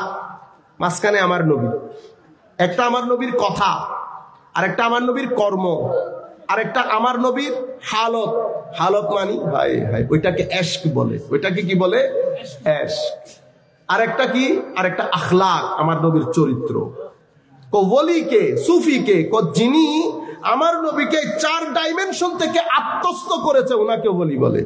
মানে যেদিকে দেখবেন আপনি নবুয়তের খুশবু পাবেন, নবুয়তের খুশবু পাবেন। এটার সাথে উরুসের সম্পর্ক নাই, এটার সাথে উরুসের সম্পর্ক নাই। এরপরে 3 নাম্বার জিনিস, আল ইরাদ আনিল খালকি ফিল ইকবাল ওয়াল ইদবার। সুবহানাল্লাহ। 3 নম্বরে সামগ্রিকভাবে স্রষ্টা থেকে বিমুখ করে, আল্লাহ থেকে আপনার ধ্যান সরিয়ে ফেলে, এমন প্রত্যেক জিনিস থেকে নিজেকে গুটিয়ে ফেলা। ধ্যান বলতে সামগ্রিক ধ্যান 24/7, এমন না যে হঠাৎ করে আসতেছে হঠাৎ করে চলে যাচ্ছে, সেরকম না। আপনি সারাদিন লালন করতে হবে না, সারাদিন লালন করতে হবে। হঠাৎ করে আসলাম, হঠাৎ করে গেলাম, বন্ধু বান্ধবের কথা যখন বলতেছি তখন মনে নাই, বিয়ে বাড়িতে গেছি তখন মনে নাই। আমার আম্মা এমনিতে অনেক নামাজি, আমার বোন অনেক নামাজি, আমার মেয়েটা, আমাদের মেয়েদের কথা বলতেছি, অনেক নামাজি। কিন্তু বেটা আপনি বিয়েতে গেছেন, সব ভুলে গেলেন। আপনি না আসার নামাজ পড়ে ঘর থেকে বের হয়েছে, এটা আপনার ড্রেস কোড। একবার চোখ বন্ধ করে চিন্তা করেন তো, আমার আল্লাহ আপনার সাই রোগে বসা, আমার আল্লাহর কেমন লাগছে, আমার বান্দিনী যায় কেমনে, আমার নবীর কেমন লাগে। যখন আমার নবী উম্মতের মেয়েদেরকে দেখে, তো আমার নবীর খারাপ লাগবে না? আমার কোন বাবা, কোন হাজবেন্ড, এটা তো আমাদের গায়রত চলে গেছে বিদায়। নতুবা গায়রতওয়ালা মানুষ কোনোদিন এটা, আপনি যদি বলেন হুজুর কন্ট্রোল করেন নজর দেয় না, কন্ট্রোল করেন নজর দেখি, এটা এই কথাগুলা বলিয়েন না। কি বলেন? তাইলে আপনি ঘোষণা দিয়ে দেন পুরুষ মানুষ না, সিম্পল। এরপরে বলেছে আর রেদা আনিল্লাহ ফিল কালিল ওয়াল কাসীর। সুবহানাল্লাহ। আপনার কাছে থাকুক আর না থাকুক, সর্বদা আল্লাহর উপর সন্তুষ্ট থাকা। এরপরে আর রুজু ইলাল্লাহি ফিস সাররাই ওয়াদ দাররা, পকেটে কম থাকুক আর বেশি থাকুক, সর্ব অবস্থায় আল্লাহর উপর একচ্ছত্রভাবে তাওয়াক্কুল করা, এটাকে তাসাউফ বলে। তাসাউফের এই 5টা মূলনীতি। আমি আরেকটা ইবনে তাইমিয়া কি বলছে এটা ছাড়িয়া দিই, ইবনে তাইমিয়াটা দরকার নেই, ইমাম শাতিবিটাও দরকার নাই। আমি ইবনে খালদুন, যেহেতু আপনারা চিনেন ইমাম ইবনে খালদুন, সমাজ বিজ্ঞানের প্রতিষ্ঠাতা ইমাম ইবনে খালদুন, উনি বলতেছেন তাসাউফ কাকে বলে।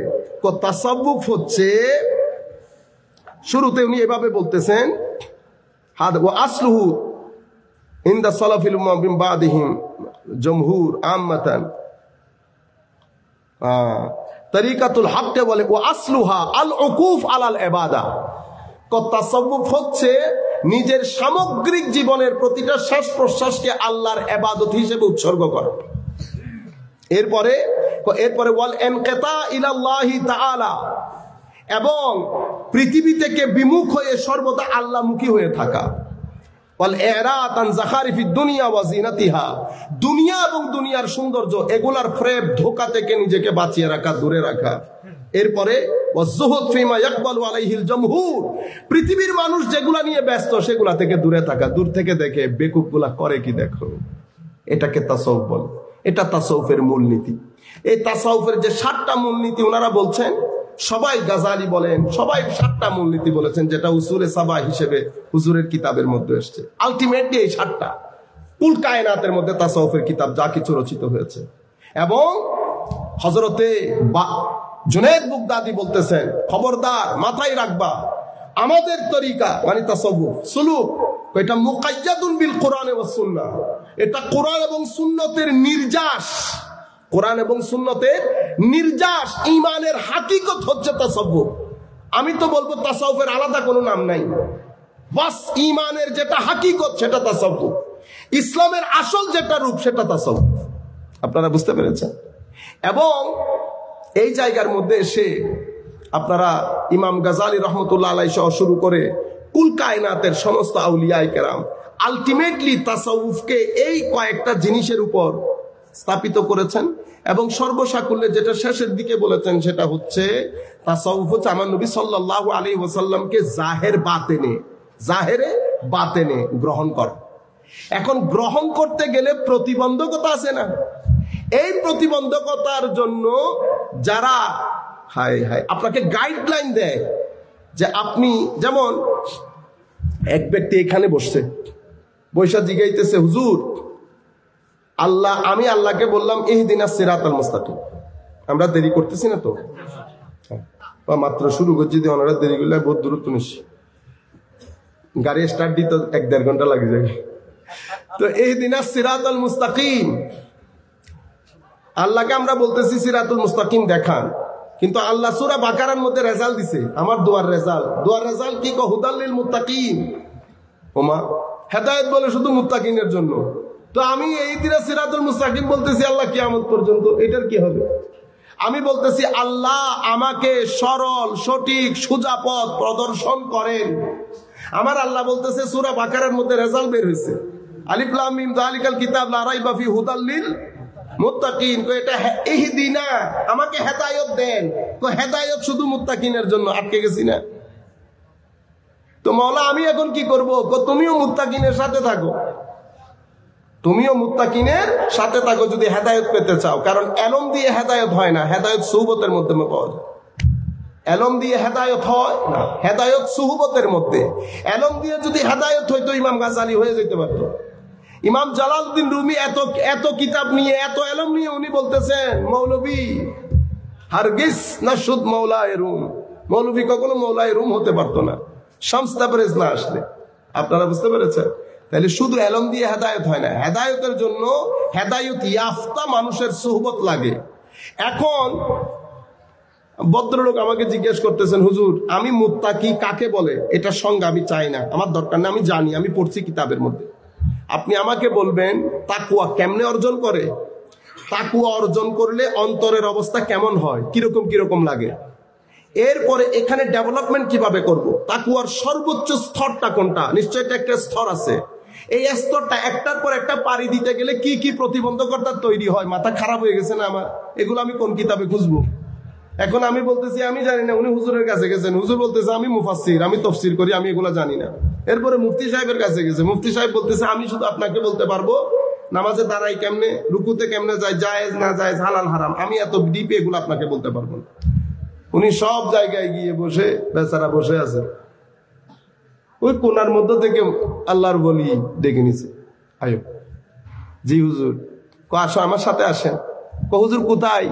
আমার সাথে থাকতে হবে বেটা, যে প্রশ্ন আপনি আমাকে করছেন হুজুরকে, এই প্রশ্নের উত্তর তো দেওয়া যায় না, এটা সাথে থাকতে হয়। তো স্বাভাবিক তৃষ্ণার্ত মানুষ, এই যিনি তৃষ্ণার্ত আকপর চিন্তা না করে যিনি দরবেশের সাথে সাথে চলে যাচ্ছেন তাকে মুরিদ বলে। আপনাকে আমাকে মুরিদ বলে না, আপনি ঢং করতেছেন। কি করতেছেন? ঢং। বুঝতে পেরেছেন? রসম রেওয়াজের দুনিয়া তো, দুনিয়াদারি তো, আনুষ্ঠানিকতা সবকিছুর মধ্যে। যাই হোক, চলে যাচ্ছে বেচারা, মা বাবা ঘর বাড়ি গেছে, গিয়ে বলতেছে, প্রথমে কোনো কথাবার্তা নাই, শুধু ওনার সৌবতে রাখতেছে, নামাজ পড়তেছে, মানুষজন আসতেছে, জিকির হচ্ছে, দার্স হচ্ছে, দার্সে মাসনবী হচ্ছে, ইহয়া উলুমিদ্দিনের দার্স হচ্ছে, ওয়াজায়েফ গুলা পড়তেছে, ফজরের নামাজের পরে নফল পড়তেছে, তাহাজ্জুদ পড়তেছে। মাস দুয়েক পরে উনি একটা জায়গার মধ্যে চলে আসে নাই, শক্তিশালী হয়ে গেছে, তো তারও মজা লেগে গেছে। মুরিদ তো, মুরিদ মানে সেই ডিসাইড করেছে আল্লাহকে রাজি করবে, তাকে মুরিদ বলে। আচ্ছা, একদিন ডেকে বলতেছে, বেটা আজকের পর থেকে তুমি দরবারে যারাই আসবে তাদের জুতা ঠিক করে দিবে, জুতার মধ্যে ময়লা আবর্জনা থাকলে সেটা পরিষ্কার করে জুতাগুলো সুন্দর করে রাখবে। সে স্বাভাবিক চৌধুরী সাহেবের ছেলে, গায়ে লাগতেছে না, কিন্তু আওয়াজ নাই, কেন? মুরিদ যে। আর এতদিন সুবতে বসার পরে স্ত্রী যেখানে যেখানে যাওয়া দরকার স্ত্রী তো হয়ে গেছে, কোনো অসুবিধা নাই, আদব শিখে গেছে আউলিয়া কেরামের দরবারে। এই জুতা ঠিক করে, জুতা ঠিক করে, জুতা ঠিক করে, নামাজে শরীর সার্বক্ষণিক দেখতেছেন, সুবতের মধ্যে আছেন, আপনি দেখেন এখানে পুরা তাসাউফ আপনি পেয়ে যাবেন। এগুলা করতে করতে যেহেতু নামাজ পড়ছে, এখানে দিনের বেলা রোজা রাখা হয়, রাত্রের বেলা নামাজ পড়া হয়, কোরআনের তিলাওয়াত আছে, জিকির আছে, স্রষ্টার সৃষ্টির সাথে ভদ্র ব্যবহার আছে, খেদমতে খালক, জুতা মুছে মুছে মানুষের খেদমত করতেছেন, সবকিছু মিলে ভিতরে এখন নূরের পানি বইতেছে না। হায় হায়। আরেকদিন মাস দেড়েক ছয়েক চলে গেছে, ডাইকা বলতেছে, বেটা আগামী 6 মাস তুমি দরবারে যারা মেহমান বৃন্দ বাথরুম ইউজ করে সেটাও পরিষ্কার করি। হায় হায়। মানে নফস যেটা এটাকে দাবাইতে দাবাইতে শেষ পর্যন্ত বাথরুমে নিয়ে ফেলেছে। 6-7 মাস যখন এগুলা কাজ করছে, আমি তো মিটে ছাই হয়ে গেছে, আমি আর আমি নাই। এলম এবং আকল এখন এশকের সমুদ্রে পড়ে গেছে। এশকের শান হচ্ছে, এশ কখনো আমি বলে না, এশ আমরাও বলে না, এশ চুপ করে থাকে। এশক বলে চুল মুবারক, আকল বলে এটা আমাদের চুল, এটা তো রসুল পাকের চুল। এশ কিন্তু চুল বলে না, এশক বলে চুল মুবারক। আকল বলে চুল ফেলে দাও, এশক বলে চুল মুবারক সাথে রাখো। তা এখন আপনার ডিসিশন, আপনি কি সাহাবায়ে কেরামের রাস্তা দিয়ে এশকের রাস্তায় হাঁটবেন, না আপনার আকলের রাস্তায় হাঁটবেন? আকলের রাস্তায় যদি হাঁটেন, ওই শয়তানের যেই আকলের রাস্তায় শয়তানে হেঁটে যে ঘটনা ঘটছে, আপনারও সেই ঘটনা ঘটবে। এশকের রাস্তায় গেলে রাদিয়াল্লাহু আনহুম ওয়া রাদু আন, তারা আমার উপর রাজি, আমি তাদের উপর রাজি, সিদ্ধান্ত মানুষের। এরপরে 6 মাস পরে পাস পরীক্ষার মধ্যে, এরপরে এসে হুজুর নিজের সাথে বসে এলম শিখাইতে লাগলেন, শরীয়ত শিখাইতে লাগলেন। নামাজের ফরজ জানেন না আপনি, আবার তরিকত আপনারা কে শিখাইছে? তরিকত এই ভণ্ডামিগুলা। আপনি নামাজের ওয়াজিব জানেন না, নামাজ কেমনে ভাঙে? কওজুর শরীয়ত লাগে না, ওই শয়তানে পাইছে আপনারে। আমি আপনাকে বলতেছি না, সেই কালের মধ্যে এই ধরনের কথা কেউ বলে নাই, এই কালের মধ্যে বলতেছে। সেই কালের মধ্যে হাকিকত ছিল, এই কালের মধ্যে রসম রেওয়াজ। সেই কালের মধ্যে তরিকত উরুস সর্বস্ব ছিল না, এই কালের মধ্যে তরিকত উরুস সর্বস্ব। তো উরুস কি না জায়েজ? আমি জায়েজ না জায়েজের মধ্যে যাচ্ছি না, করেন আপনার মতো করে, কিন্তু আপনি এটাকে উরুস সর্বস্ব করে ফেলেছেন। আপনারা বুঝতে পেরেছেন? সেই কালের তাসাউফ হচ্ছে দার্স, লেখাপড়া, শরীয়ত, তরিকত, আদাব সবকিছু শেখানো হচ্ছে। সেই কারণে যত সুফি ছিলেন জগৎ বিখ্যাত আলেমে দ্বীন। হুজুর গৌসুল আজমকে আপনারা মনে করেন শুধু কারামত দেখাইছে, হুজুর গৌসুল আজম সপ্তাহে 3 দিন 70,000 উলামায়ে কেরামকে 13টা বিষয় পড়াতেন। কি ইলমি খিদমত! সমস্ত আউলিয়ায়ে কেরাম জগৎ বিখ্যাত। জালালউদ্দিন রুমিকে আপনি মসনবির মধ্যে ঠেকে দিয়েছেন, ফতোয়ার বাড়ির লোকে সাধারণ আলেম দাঁড়াইতে পারে না ইমাম জালালউদ্দিন রুমি, বাস খামোশ হয়ে গেছে। একজন আয়েশা জিজ্ঞেস করতে, হুজুর ফকর কাকে বলে? চুপ। হুজুর ফকর কাকে বলে? চুপ। হুজুর ফকর কাকে বলে? চুপ। চলে গেছে। হুজুরের শিক্ষক উস্তাদও বসা, উস্তাদের আওতার বাইরে চলে গেছে তো জালালউদ্দিন রুমি। উস্তাদকে বলতেছে, কি ব্যাপার, উনি জবাব দিলেন না কেন? কবে এটা কে বলছে জবাব দেয় না? জবাব তো দিছে। হুজুর উনি তো কোনো জবাব দেয় না। এখন জবাব দিছে বেটা তোরে, আপনি বুঝেন নাই? তো কি জবাব দিছে? উনি বলতে চাচ্ছেন ফকর মানি অনেক জেনেও চুপ করে থাকা, মানি কুল কায়নাতের সমুদ্রের পানি ভিতরে কিন্তু আপনি চুপ করে আছেন, এটাকে ফকর বলে। তাহলে ইশক এবং তাসাউফ কাকে বলে?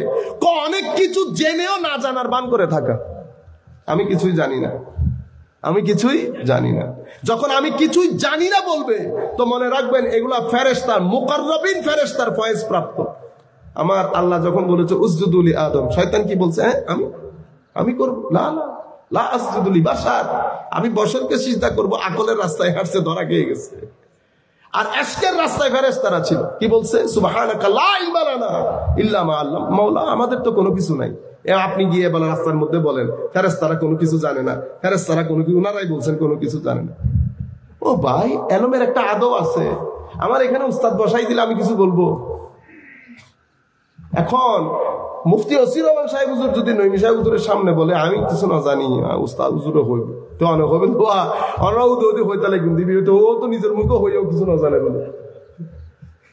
আপনারা বুঝতে পারছেন, এই ঘটনা ঘটে আমাদের এখানে। যাই হোক, আমি যেখানে বলতে চাচ্ছি, এরপরে এলম শিখাচ্ছে, দার্সের মধ্যে বসতেছে। আমরা যে সুফিয়ায়ে কেরামের দরবারে আসা যাওয়া, ইয়েমেন বলেন, সিরিয়া বলেন, দেমেস্ক বলেন, আমি এমন কোন দরবার পাই নাই যে দরবারে দর্স দেওয়া হয় না। আমরা মিশরের মধ্যে একটা দরবারে যাইতাম, আমি জানি না হুজুর দুনিয়ার মধ্যে আছে কিনা। হায় হায় হায়, আলে বাইত রাসূল সৈয়দা যায়নাব রাদিয়াল্লাহু তাআলা আনহার মাজারে পাকের পাশে বাসা। হায়, অনেক উচ্চ পদস্থ সরকারি কর্মকর্তা ছিলেন, ওনার দরবারে আমরা যাইতাম, বিশেষ করে রমজানে। ভাই, খেজুরটা পর্যন্ত ছিঁড়ে মুখে খাওয়াইতো। আমার আরেকটা দরবারে গেছি একবার, আমি কোন রকম বসতে, আমি নিচে বসতে পারি না বেশিক্ষণ, আমার হাঁটুতে সমস্যা আছে। পীর সাহেব হুজুর, যিনি শেখ মানি শেখ ও আলেম পড়ানো, উনি দূর থেকে দেখতেছেন আমি কমফোর্টেবল না, আইসা আমার কাছে বলতেছে, বেটা ঠিক আছে? আমি বলতেছি, হুজুর আমার পায়ে একটু ব্যথা আছে, দেখি পাশিটা করো, পাশিটা। আমি তো করতে চাচ্ছি না, না হুজুর, না না না। আরে বেটা, পিঠে থাপ্পড় দিয়ে বলতেছে, আল্লাহ পাশিদা করলাম। উনি মিনিমাম 3-4 মিনিট আমাকে পা দাবাই দিছে। এটারে সুফি বলে। কেন? এশক এসে গেছে। যদি এশক না আসতো, এমনে হয়ে থাকতো। যারা এমনে হয়ে থাকে তাদেরকে পীর বলে না, তাদেরকে আলেমে রব্বানিও বলে না। বাস আপনি একটা চেয়ার নিয়ে বসে আছেন, যেভাবে আমি চেয়ার নিয়ে বসে আছি এরকম। আপনারা, আমি যদি জিসটা আপনাদেরকে বুঝাইতে পারি তা আমার সাকসেস। উনি বসে আছেন, এরপরে পড়ানি শুরু হয়েছে। এতদিন কিন্তু পড়াই নাই, এখন শরীয়ত শিখাচ্ছে, আদাব শিখাচ্ছে, তরিকত শিখাচ্ছে, ওই কুশাইরি পড়াচ্ছে, ইহয়া উলুমিদ্দিন পড়াচ্ছে, তুসি পড়াচ্ছে, মানাজিলুস সাইরিন পড়াচ্ছে। আগের যুগে বলতে আমি কি 1000 বছর আগের কথা বলতেছি না, 100-200 বছর আগে দরবারে দরবারে, মাজারে মাজারে মসনবী পড়ানো হতো, ইহয়া উলুমিদ্দিন পড়ানো হতো। আপনি এখনো আরব বিশ্বে যান, আরব বিশ্বের মধ্যে দারসে ইহয়া উলুমিদ্দিন সাধারণ একটা জিনিস, সব জায়গায় পড়ানো। আপনি যদি আমি ইহয়া না পড়াই, মসনবী না পড়াই, আপনি সুলুক কেমনে বুঝবেন? সেই কারণে আপনি খানেকা থেকে দর্স তুলে দিচ্ছেন। কারণ দর্স যদি আপনি দেন, সাধারণ মানুষ বুঝে যাবে তাসাউফ কাকে বলে, তরিকত কাকে বলে। এই জন্য এখানে একটা বড় সংস্কার দরকার, এখানে একটা বড় সংস্কার দরকার। এখন এটা তো সে কাল, বস আমাদের বক্তব্য শেষ। এই কালের মধ্যে আমরা কি করলাম? এই কালের মধ্যে এই কাল 2 ধরনের হয়েছে। এই কাল আমাদের উসমানিয়া খেলাফতের পতনের পরে, যখন আমরা পৃথিবীর বিভিন্ন দেশে বিভক্ত হয়ে গেলাম, সেই জায়গার মধ্যে তাসাউফের যারা মুনকির, এরা ইতোপূর্বে তাসাউফকে এভাবে কেউ মুনকির হয় নাই। এখন যারা মুনকির তারা অনেক পরে কনস্ট্রাকটিভ সমালোচনা করে। আর আমরা যারা তাসাউফ মানি, আমরা তাসাউফ পড়িও না, তাসাউফকে নিজের জীবনে ধারণও করি না। আমি যখন তাসাউফকে প্রেজেন্ট করতে যাই তখন ধরা খেয়ে যায়। আপনি এমন জিনিসকে তাসাউফ বলেন যেটার সাথে তাসাউফের কোনো সম্পর্ক নাই। শরীয়তের এটাকে বলে মাদারিজে আহকাম শারঈয়া, শরীয়তের হুকুমের একটা স্তর আছে না, যেমন এটা হচ্ছে ফরজ, ঠিক না? ফরজের অপোজিটটা কি? হারাম। এটা ওয়াজিব, অপোজিটটা মাকরুহে তাহরিমি। এটা সুন্নতে মুআক্কাদা, অপোজিটটাকে আমরা বলবো ইসাআ। এটা সুন্নতে গায়রে মুআক্কাদা, অপোজিটটাকে আমরা বলবো মাকরুহে তানজিহি। এটা মুস্তাহাব, অপোজিটটাকে আমরা বলবো খেলাফে আউলা। তাইলে 10টা পাইলেন না? এগুলোকে স্তর বলে, শরীয়তের হুকুম আহকামের স্তর। তো যেভাবে শরীয়তের হুকুম আহকামের স্তর আছে, সেভাবে তাসাউফের স্তর আছে। তো তাসাউফের ফরজকে কি বলে? উসুল। যেটা হুজুর গৌসুল আজম আব্দুল কাদের জিলানী গুনিয়াতুত তালিবিনের মধ্যে বলেছে, আমার তাসাউফের, আমার তরিকতের উসুল এই 7টা। আবার উনি মুজাহাদার উসুলও বর্ণনা করেছেন। আপনারা বুঝতে পেরেছেন? তো আমি যখন এখানেও ফরজ ওয়াজিব আছে না, এখন আপনি উর্সটাকে তাসাউফের মধ্যে, তাসাউফের থাকে উর্সকে কোথায় রাখবেন? ফরজ, ওয়াজিব, সুন্নাত মুআক্কাদা, গায়রে মুআক্কাদা না। আপনি বেশিতে মুস্তাহাবের মধ্যে রাখতে পারেন। কিন্তু আপনি যদি মুস্তাহাবটাকে তুলে উপরে নিয়ে যান, সংকট। সেমাটাকে আপনি ফরজে রাখতে পারবেন, ওয়াজিবে রাখতে পারবেন, সুন্নাত মুআক্কাদাকে না, মুস্তাহাব, মুবাহ। আপনি এখন যদি সেটাকে উপরে তুলে দেন, যা হওয়ার তা হবে। এরপরে আমরা সম্মান করতে গিয়ে আমরা অনেক ধরনের জিনিস, সেকালে কালের ফারাক বোঝানোর জন্য তো আমরা কি করলাম, পুরা তাসাউফকে এখন 2 ধরনের লোক। এক ধরনের লোক এটারে বলে বেদাতি মাজার পূজারী, আর আমরা যারা পালন করি আমরা হয়ে গেছি রসমি। রসমি মানে শুধু আনুষ্ঠানিকতা, এটার মধ্যে কোনো হাকিকত নাই, কোনো হাকিকত নাই। হাকিকত নাই বলতে আপনি আগে জানতে হবে তাহলে তাসাউফের হাকিকত কি। তাসাউফের হাকিকত হচ্ছে আশকে ইলাহি, রেজা ইলাহি। এটা ধারণ করার জন্য আপনি যখন সুফিয়া ইকরামের দরবারে যান, এই যে এখন ওনাকে দর্শের মধ্যে বসাইতেছে, বসানোর পরে ওনাকে শিখিয়ে দিয়েছেন, বেটা আজকের পর থেকে শুরু হবে মুজাহাদা। তো মুজাহাদা কিভাবে করব? হুজুর গৌসুল আজম শিখিয়ে দিয়েছে, মুজাহাদার মধ্যে এই কাজগুলা করতে পারবা না। শপথ করতে পারবা না আল্লাহর নামে, মিথ্যা বলতে পারবা না, সদা সত্য কথা বলতে হবে, সর্বদা ভদ্র থাকতে হবে, বড়র প্রতি ভদ্রতা, ছোটর প্রতি ভদ্রতা, নন মুসলিমের প্রতি ভদ্রতা, সবর করতে হবে, মানুষের উপর আপনি ভরসা করতে পারবেন না, আল্লাহর উপর পূর্ণ ভরসা। এভাবে উনি ওনার স্তরগুলা বলেছেন, আপনাকে শিখিয়ে দিয়েছেন। আপনি এগুলা কিভাবে শিখতেছেন? বই পড়ে পড়ে না, হুজুরের সোহবতের মধ্যে থাকতে থাকতে থাকতে আপনার চেষ্টা প্রচেষ্টা যখন, তো আল্লাহ ঘোষণা দিয়েছেন আল্লাযিনা জাহাদু ফিনা লানাহদিয়ান্নাহুম সুবুলানা। যখন আপনি মুজাহাদা করবেন, আমার আল্লাহ আপনার জন্য বিভিন্ন রাস্তা খুলে দেবে। এই রাস্তাগুলা একসময় দেখা গেছে আপনার নামে একটা তরিকত হয়ে গেছে। কেন? কারণ আপনি সেই মর্যাদায় অভিষিক্ত হয়ে গেছেন যেভাবে মসনবী জালালউদ্দিন রুমি পৌঁছে গেছে। যেমন এখানে ব্রাহ্মণবাড়িয়ার মধ্যে প্রফেসর আব্দুল খালেক রহমতুল্লাহ, আপনারা অনেকে চিনেন না অথবা কেউ চিনেন না, কারণ আমরা চট্টগ্রামের বাইরে আমরা মনে করি এখানে আর কোনো কিছুই নেই, সব চট্টগ্রামের ভিতর। সেরকম না, ঘটনা কিন্তু সেরকম না। কত বুজুর্গ আনে দিই, কত বুজুর্গ আনে দিই। ব্রাহ্মণবাড়িয়াতে আমাদের বাংলাদেশে, আমরা চট্টগ্রাম, আমরা মাইজবান্ডার দরবার শরীফকে যেভাবে কনসিডার করি, সেভাবে ব্রাহ্মণবাড়িয়ার মধ্যে ওরা সতুরা শরীফ বলে। প্রফেসর আব্দুল খালেক রহমতুল্লাহ আলাই, প্রফেসর আব্দুল খালেক রহমতুল্লাহ, হুজুর গৌসে মাইজবান্ডারির খেলাফত প্রাপ্ত অসংখ্য আল্লাহর বলি না, ছোটখাটো না, অসংখ্য বড় বড় আল্লাহর বলি না, সেভাবে সতুরা দরবারের প্রফেসর আব্দুল খালেক রহমতুল্লাহ আলাই সৌবতের মধ্যে অসংখ্য আল্লাহর বলি সেই প্রান্তে, পুরা উনি ওই এলাকাকে সাজিয়েছেন। তো সবাই ওই দরবারকে, পুরো জায়গাটাকে সতুরা বলে দরবার। তো ওনার পীর ছিলেন, ওনার বাড়ি বোধহয় ফেনী, কিন্তু প্রফেসর আব্দুল খালেক রহমতুল্লাহ এক পর্যায়ে যখন অনেক বেশি হালতের মধ্যে চলে যান, তখন উনি উনার উস্তাদের কাছে, ইনি মানে উস্তাদে উস্তাদের উস্তাদকে ওই ফুরফুরার আবু বকর রহমতুল্লাহ আলাইহি ওনার দরবারে চিঠি লেখেন, হুজুর আমার এই শাগরেদ সে যেই সীমাতে চলে গেছে, আমার পক্ষে তাকে আর কন্ট্রোল করা সম্ভব হচ্ছে না, হুজুর আমি আপনার হাতে ন্যস্ত করব। বুঝতে পেরেছেন? তো এইভাবে অনেক সময় শিক্ষক ছাত্র থেকে, ছাত্র শিক্ষক থেকে দূরে চলে যায়, মানে অতিক্রম করে চলে যায়। আমি আপনাদেরকে বলতে চাচ্ছি, এভাবে আপনি বাংলাদেশের ভূখণ্ডে সফর করে দেখেন আল্লাহর ওলিরা কিভাবে এই ভূখণ্ডের মধ্যে দ্বীন ইসলাম প্রচার করেছে। তো আমি আপনাদেরকে মুজাহাদার রাস্তার মধ্যে যখন আসে, মুজাহাদার রাস্তায় এতদিন কিন্তু ওনারা কিছুই হয় নাই।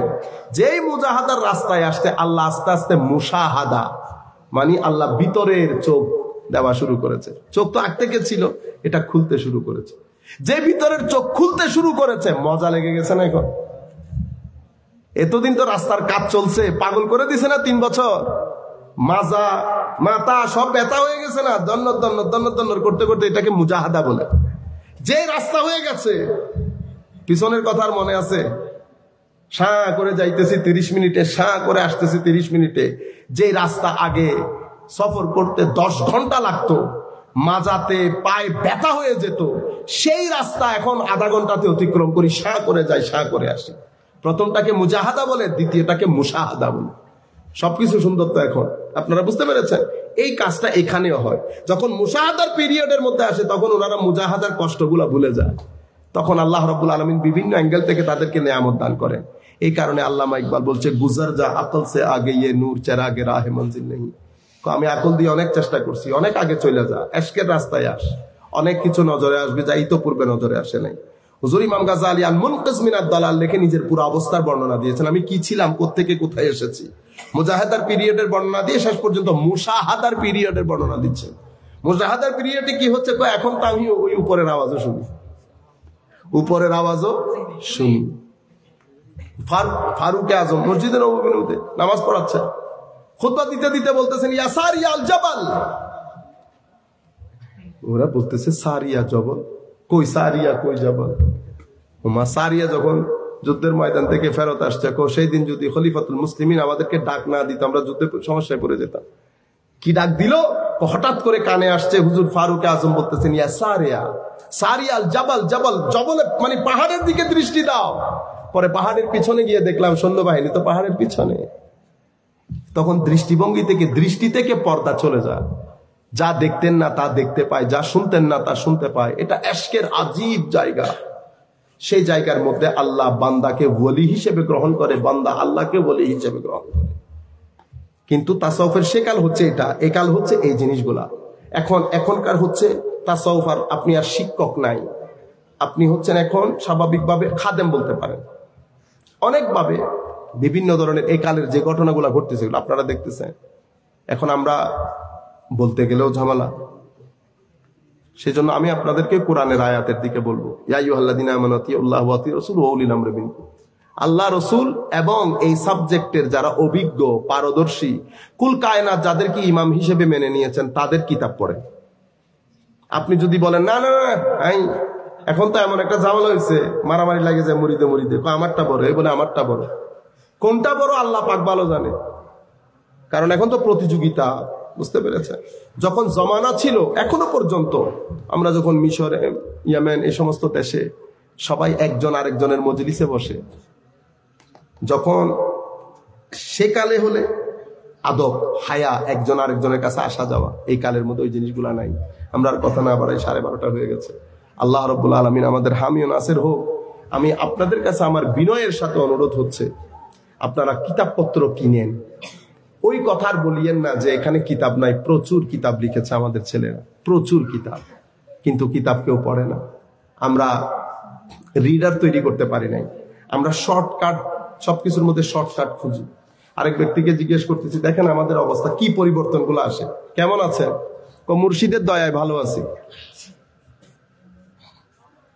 আপনি কি কাজ করলেন জানেন? আপনি তাসাউফের গায়ে কোরাল দিয়ে মেরে আপনি চাইতেছেন এটা ভেঙে পড়ে যাক। যে অংশটুকু আছে সে অংশটুকু ভেঙে পড়ে যাক। সে আবার জিগাইতেছে, হুজুর না জায়েজ নি। আমি আপনাকে বলছি জায়েজ আর না জায়েজ। আপনি বহুত বড় মুফতি, ওইটা নিয়ে আপনি থাকেন। বেটা আল্লাহর দয়ায় ভালো আছি। কোন মুর্শিদকে শুনেছেন বলতে? আমরা কোন আল্লাহর ওলির কিতাবে পড়ি নাই এই জিনিসগুলা। হক, আদব, কায়দা, তাজিম বরবাদ করে দিয়েছে। এবং আমাদের যারা শুনে তারা এগুলা এনজয় করে, তারা এগুলা এনজয় করে। কারণ সব দুনিয়াদারি হয়ে গেছে। আলেম বলেন, পীর বলেন, আমি বলেন, সব দুনিয়াদারির মধ্যে চলে আসছে। দুনিয়াদারি না হলে রাত দিন প্রোগ্রাম হয় না। রাত দিন কিসের প্রোগ্রাম? 12টার পরে কেন প্রোগ্রাম? প্রত্যেক দিন চট্টগ্রামের কোনায় কোনায়, বাড়িতে বাড়িতে মাহফিল কেন হয়?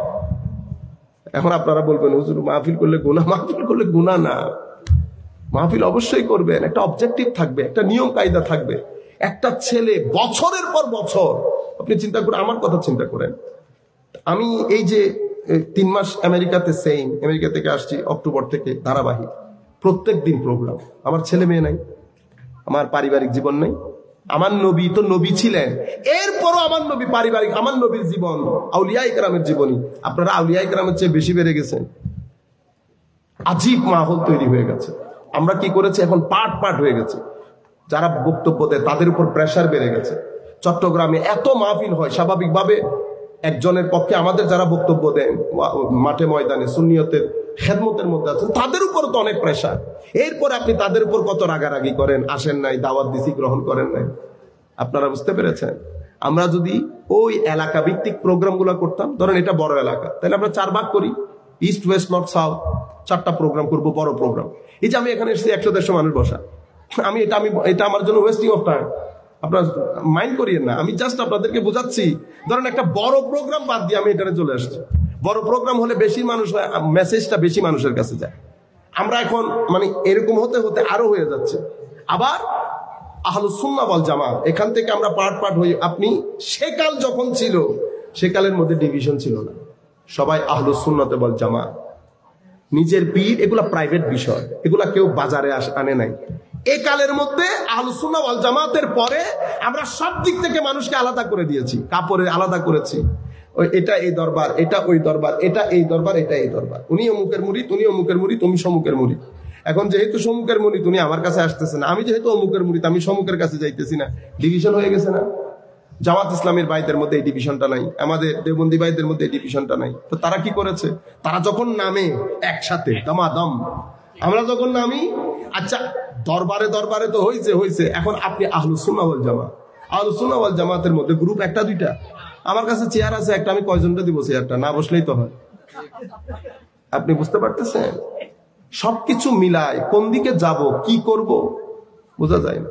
আরেক আচ্ছা এগুলো না বলি, এমনিতে দুঃখের মধ্যে আছে, আমাদের আবার ঢাকা চলে যেতে হবে। আল্লাহ রাব্বুল আলামিন আমাদের হামি ও নাসির হোক। কিছু কথা আমি বলতে চাই না, আপনারা বাধ্য করেন, বলে ফেলতে হয়, এরপরে আপনারা আমার নিয়ে শুরু করেন। এখন না বলেও তো উপায় নাই, না বলে উপায় নেই, কারণ আমি ইউথ কনফিউজড হয়ে যাচ্ছে। ইউথ সিম্পল, আমি আপনারা কিয়াম মিলাদ করেন না? কিয়াম মিলাদ কি শুধু বাংলাদেশে করে? কুল কায়নাতের মধ্যে কিয়াম মিলাদ করে। আমরা ইয়েমেনের মধ্যে আমাদের পীর সাহেবের দরবারে হুজুর শেখ হাবিব ওমর, ওনাদের দরবার আধা ঘন্টা মিলাদ কিয়াম হয়। আপনারা এখন এখানে মিলাদ কিয়াম করেন না? হইতে মাহফিলের শেষে একজনে কানে কানে বলে দিই, এই তাড়াতাড়ি শেষ করো। আর আমাদের ভাইরা তো শেষ, ওনারা তো এগুলা নফারেতে মানে বুঝতে চায় না। যে পরশু আমরা একটা প্রোগ্রামে ছিলাম চিটাঙের বাইরে, অবশ্য ওরা এটা মাথায় ছিল না, ওদের বললে ওরা তো বুঝে জিনিসটা। ঘটনা হচ্ছে 10 মিনিটের বিষয়, মিলাদ কিয়াম বেশিতে 3 মিনিট, মোনাজাত বেশিতে 3 মিনিট, 6 মিনিট, এটা 10 মিনিট করেন। তো 10 মিনিট আমরা আরামসে করি, কিন্তু তকরির শেষ, কারণ মিলাদ কিয়ামের পাত্তাই চলে গেছে। অথচ মাহফিলের রু মিলাদ কিয়াম, মাহফিলের রু হচ্ছে মিলাদ। আমরা ওই আন্দাজে পড়ি না বিদায় ভালো লাগে না। আমি গত 4-5 মাস আগে ঢাকার মধ্যে খান বাহাদুর আসল্লাহ রহমতুল্লাহ আলাইহের মুরিদের এক ঘরে ওনারা দাওয়াত করেছেন, গেছি, অনেক হাই অফিসিয়াল মিলাদ। এই অনেক দিন পরে, ইয়েমেনের ওখান থেকে অনেক দিন পরে 30 মিনিট সমানে মানুষ কেঁদেছে। দরকার হলে মিলাদ কিয়া মাহফিলের মাঝখানে করে ফেলে, শেষে করতে হবে এমন কোনো কথা নেই, যেন আমাদের ভাইরা জোক নিয়ে মিলাদ করতে পারে।